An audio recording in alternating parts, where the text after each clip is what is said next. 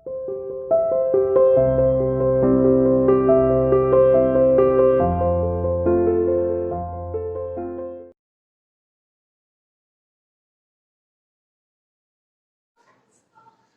to CR International School online classes. Hello बच्चों, how are you? Hope everyone is fine and fit at home. Today I am here to take class 6 Math Chapter 9. ठीक है, ratio and proportion. बेटा उसकी exercise 9C का question number 3 आज हम discuss करने जा रहे हैं। क्वेश्चन सेकंड तक हम अपने लास्ट क्लास में डिस्कस कर चुके हैं। क्वेश्चन थर्ड देखिए, राइट ट्रू और false against the following statements. हमें ट्रू और फॉल्स बताना है। ठीक है, अब बेटा हम डायरेक्ट ट्रू और फॉल्स तो नहीं बताएंगे, सबसे पहले हम इनको सॉल्व करेंगे फिर बताएंगे क्या ये ट्रू है या फॉल्स है। तो इसका फर्स्ट पार्ट है 21:35। ठीक है, इक्वल टू 24:40। क्या ये रेशियोज आपस में इक्वल है? ठीक है, ये हमें बताना है ट्रू है या फॉल्स है। इसने तो इक्वल दे दिया, अब हम बताएंगे क्या इसने ट्रू बात बोली है या फॉल्स बोली है। ठीक है, सबसे पहले मैंने इसका फर्स्ट रेशियो ले लिया, इसको फ्रैक्शन की फॉर्म में कन्वर्ट कर दिया।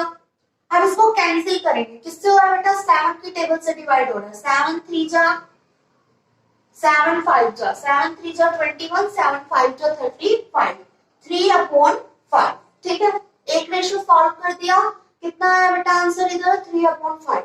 अब हम अपना नेक्स्ट रेशियो ले लेते हैं 24:40। फ्रैक्शन की फॉर्म में लिख दिया। ठीक है, अब कैंसिल करेंगे इसको, 4 की टेबल से कैंसिल हो रहा है। 4 6 जा, ठीक है, 4 6 जा 24, 4 1 जा 4, 0 का 0, 6/10। अगेन कैंसिल हो जाएगा, किससे होगा? 2 से हो जाएगा बेटा। 2 3 जा 6, 2 5 जा 10, 3/5। देखिए इसका रेशियो ओपन किया, रेशियो से पहले किसमें लिखा है? फ्रैक्शन में। फ्रैक्शन को कट किया हमने, 3/5 है। यहाँ पर भी रेशियो, ठीक है, सॉल्व किया, कितना है बेटा? 3/5 आया। इट मींस ये जो है देयरफॉर 21:35 इज इक्वल टू 24:40। ये इक्वल आ गए ना दोनों रेशियो आपस में। मींस जिसने भी यही बोल रखा था क्वेश्चन में कि इक्वल है, तो इसका आंसर क्या होगा बेटा? ट्रू। ठीक है, इसको फोर्थ पार्ट देखिए बेटा, सेकेंड और थर्ड पार्ट बिल्कुल सेम है, इसी टाइप से कर लेना। ठीक है, अब इसका फोर्थ पार्ट है 0.5 रेशियो 0.45 इज इक्वल टू, क्या ये इसके इक्वल है? 110:99। ठीक है, तो सबसे पहले हम अपना लेफ्ट हैंड पार्ट लेते हैं, लेफ्ट हैंड साइड वाला, इस रेशियो को सॉल्व करेंगे। ठीक है, 0.5 रेशियो 0.45 फ्रैक्शन की फॉर्म में लिख दिया।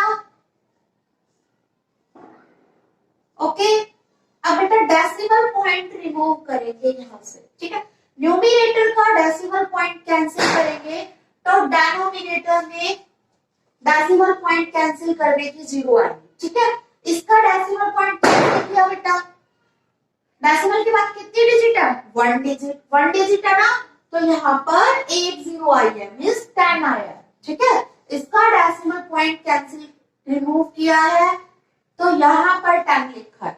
अब डिनोमिनेटर का डेसिमल पॉइंट रिमूव करेंगे तो न्यूमरेटर में 0 लगाएंगे। अब डिनोमिनेटर का डेसिमल पॉइंट रिमूव करें, कितनी डिजिट है डिनोमिनेटर के डेसिमल पॉइंट के बाद? 2 डिजिट है। यहाँ पर 2 डिजिट है ना, 1 2, 2 ही डिजिट है ना, तो इसमें 2 0 लगेगी। कहाँ लगेगी? न्यूमरेटर में लगेगी। ठीक है, जैसे बेटा आपके पास सिर्फ 0.5 होता और इसका डेसिमल पॉइंट आप रिमूव करते तो आप ऐसे लिखते हैं। ठीक है, ये डेसिमल पॉइंट हटा है, डेसिमल पॉइंट के बाद 1 डिजिट है, उसका 10 नीचे लगा। ठीक है, यहाँ पर क्या है बेटा, पहले हमने इसका डेसिमल पॉइंट रिमूव किया है। ठीक है, उसका यहाँ पर 10 लगाया है क्योंकि डेसिमल के बाद 1 डिजिट। ठीक है, अब डिनोमिनेटर का डेसिमल रिमूव किया है। ठीक है, तो उसके प्लेस पे हमने यहाँ 100 लगाया है। ठीक है, क्योंकि डेसिमल के बाद कितनी डिजिट है बेटा? 2 डिजिट है। ओके, समझ में आ गया? अब हम कैंसिल करेंगे।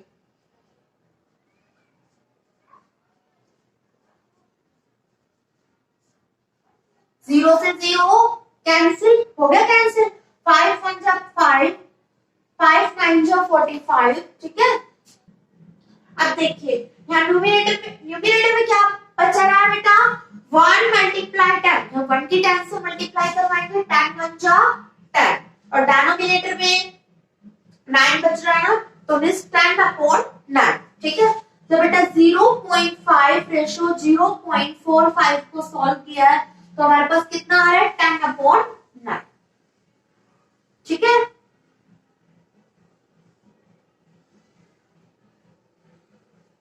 अब देखिए इस पार्ट को हमने सॉल्व कर दिया, अब हम इसका राइट हैंड पार्ट का रेशो सॉल्व करने जा रहे हैं। 110 रेशो 99, ठीक है, मींस 110 अपॉन 99 फ्रैक्शन की फॉर्म में लिख दिया।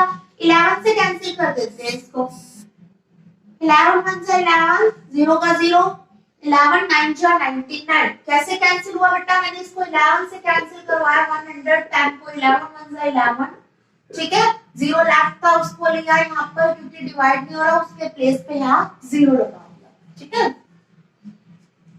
कितना आ गया बेटा, 10 अपॉन 9, इसको सॉल्व किया रेशो को 10 अपॉन 9, इस रेशो को सॉल्व किया 10 अपॉन 9। क्वेश्चन में क्या रहा है, दोनों रेशोस आपस में इक्वल है, तो ये बात ट्रू ही आएगा ना, सो द आंसर इज ट्रू, ठीक है। पहले आप ये लिख दो, therefore 0.5 ratio 0.45 is equal to 110 ratio 99, so the answer is true.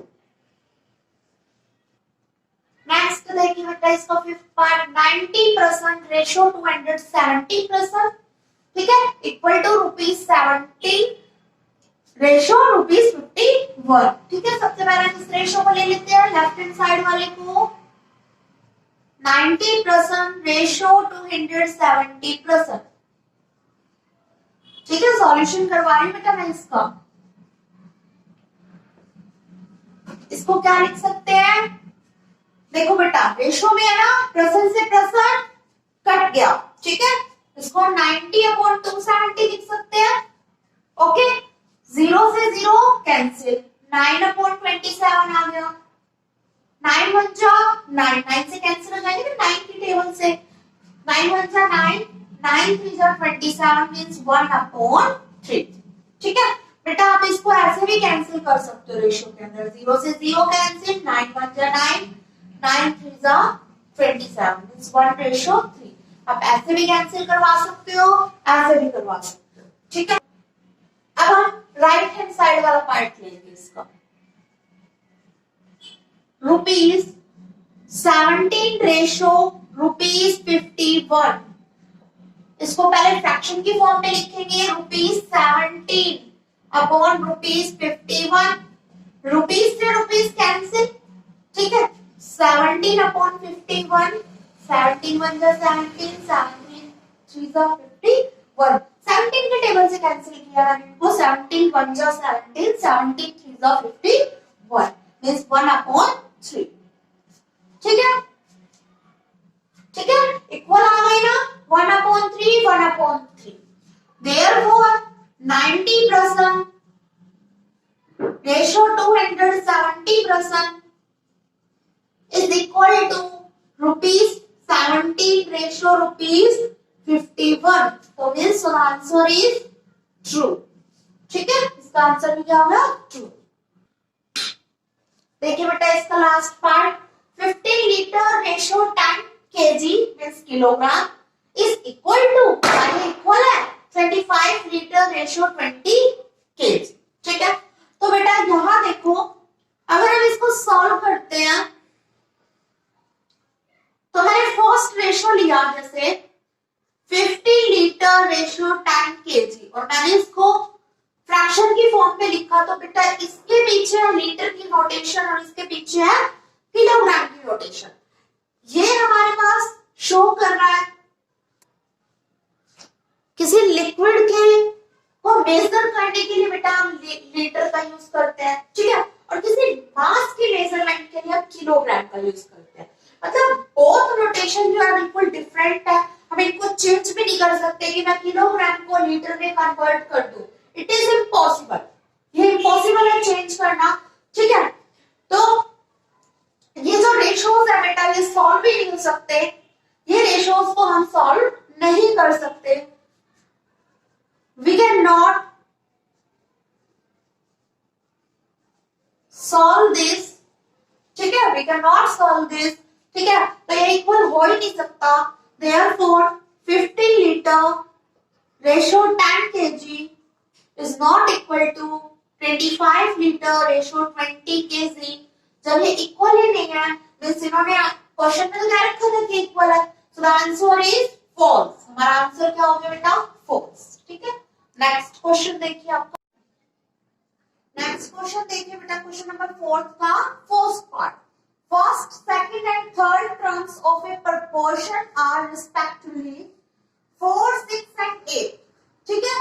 यहाँ पर 4, 6 और 8 दे रखा है, ओके, मतलब ये हमारी फर्स्ट टर्म है,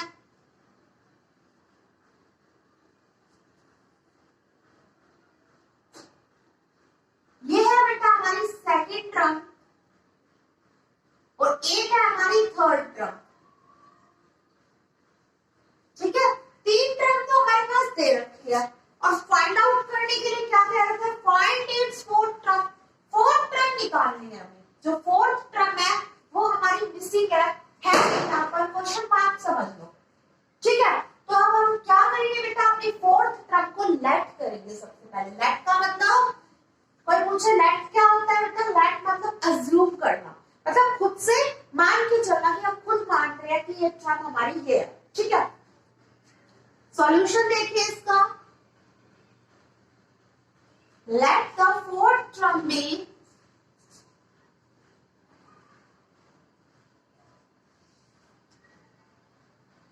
एक्स। फोर्थ टर्म को हमने क्या लेट कर लिया, let the fourth term be x. हमारे पास फोर्थ जो टर्म है वो हमने एक्स मान के चलिए। बेटा ये एक्स जो है वेरिएबल है, वेरिएबल मतलब क्या होता है, वेरिएबल हमारे पास ए बी सी डी जितने भी अल्फाबेट होते हैं एक्स वाई जेड तक, ये सारे वेरिएबल का काम करते हैं, ठीक है, ये सारे वेरिएबल से होते हैं। मैंने यहाँ पर बेटा एक्स लिया इस प्लेस पे, आप चाहो इधर ए ले सकते हो, बी ले सकते हो, कोई भी एक वेरिएबल ऐड करो, ठीक है। वेरिएबल क्या होते हैं बेटा, ये फिक्स नहीं होते हैं, चेंज हो जाते हैं। मैंने यहाँ अगर एक्स लिया तो आप यहाँ पर कुछ भी ले सकते हो, ए भी मान सकते हो, बी भी एज्यूम कर सकते हो, ठीक है। तो let the fourth term be x, हमने फोर्थ टर्म जो थी अपनी लेट कर, सबसे पहला काम, ठीक है। दोबारा एक बार क्वेश्चन देख लीजिए, तीन टर्म दे रखी है क्वेश्चन के अंदर, फर्स्ट सेकंड और थर्ड टर्म दे रखी है 4, 6 एंड 8, और फोर्थ टर्म जो है वो मिसिंग है, उसको हमने लेट कर लिया x, ठीक है। अब हमारे पास टोटल कितनी टर्म हो चुकी है, 4 टर्म हो चुकी है, ठीक है। एक लेट कर ली ना x, तो 4 टर्म हो गई है। अकॉर्डिंग टू क्वेश्चन, क्वेश्चन क्या कह रहा है, अकॉर्डिंग टू क्वेश्चन, क्वेश्चन क्या है 4, 6, 8 एंड x। पहले फर्स्ट टर्म लिखी, फिर सेकंड लिखी है, फिर थर्ड लिखी और फिर फोर्थ को हमने x लेट किया, वो लिखी है। सभी टर्म को प्लेसेस पे ही अपने लिखना, ठीक है। 4, 6 and 8 and x are in proportion, question में दे रखा था ना कि ये प्रोपोर्शन है ये टर्म्स, ठीक है। तो क्वेश्चन में दे रखा है कि ये प्रोपोर्शन है, प्रोपोर्शन है मींस हम इस चीज को ऐसे लिख सकते हैं, कोई चीज अगर प्रोपोर्शन होती है मींस हम उसको ऐसे लिख सकते हैं 4:6, ठीक है, इज प्रोपोर्शन टू 8:x, ठीक है। ऑलरेडी प्रोपोर्शन है तो ये आपका होता है प्रोपोर्शन का साइन, ठीक है। तो हमने इस चीज को इस फॉर्म में लिख दिया, जैसे स्टार्टिंग में भी मैंने आपको बताया था 4 टर्म दे रखे हो, जैसे ए बी सी डी, और कह रखा क्वेश्चन में कि प्रोपोर्शन है, तो हम क्या लिख सकते हैं उसको, A:B is proportion to C:D, ठीक है। इस चीज को अगर क्वेश्चन में कह रखा है कि प्रोपोर्शन है तो इस चीज को आप इस टाइप से लिख सकते हैं, तो हमने वही किया है बेटा, इस चीज को बस जस्ट ऐसे लिखा है, ठीक है। इसमें मैंने और लिखा है बीच में, या तो ये लाइन लिखो या ये लाइन, ओके। अब हमारे पास एक फॉर्मूला होता प्रोपोर्शन है, ऑलरेडी वैल्यू प्रोपोर्शन है, तो अभी फॉर्मूला है हमारे पास product of mean equal to product of extreme. तो मीन में क्या आएगा बेटा, जो बीच की टर्म होती है वो हमारी आती है मीन में, ठीक है। मीन में कौन सी टर्म आएगी, बीच की टर्म्स आएंगी। और एक्सट्रीम मतलब बाहर का, एक्सट्रीम मींस बाहर, मीन मींस बीच का, ठीक है। तो बीच में हमारे पास क्या आ रही है 6 और 8, और एक्सट्रीम बाहर मतलब 4 और 6। तो फॉर्मूला है हमारे पास product of mean equal to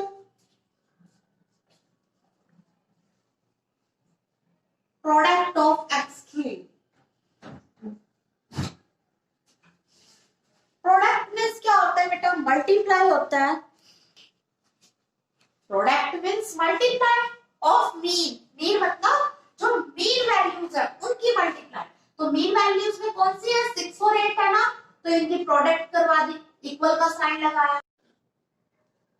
यह है बेटा प्रोडक्ट ऑफ एक्सट्रीम।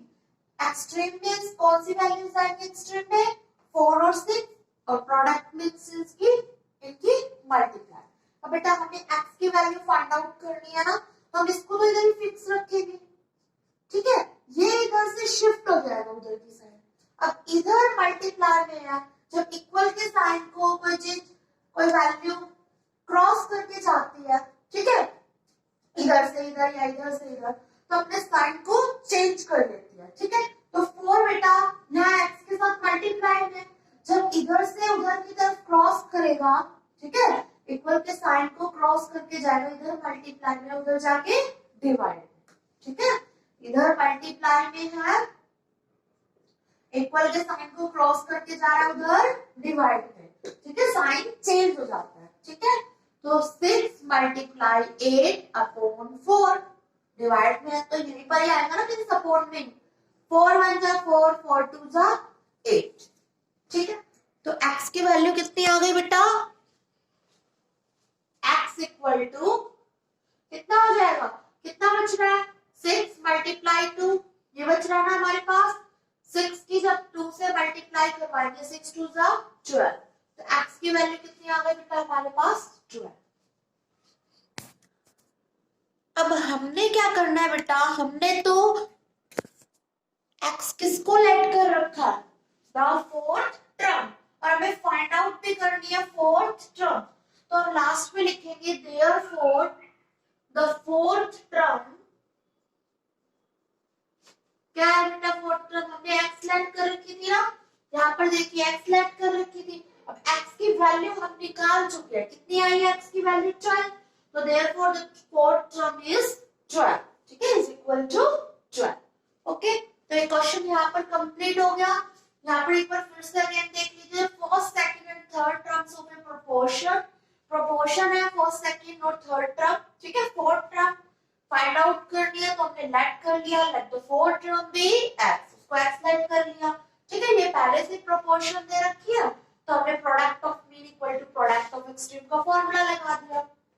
ओके, उसके बाद हमने x की वैल्यू फाइंड आउट किया, फिर हमारे पास फोर्थ टर्म निकल चुकी है, कितनी आई है बेटा 12।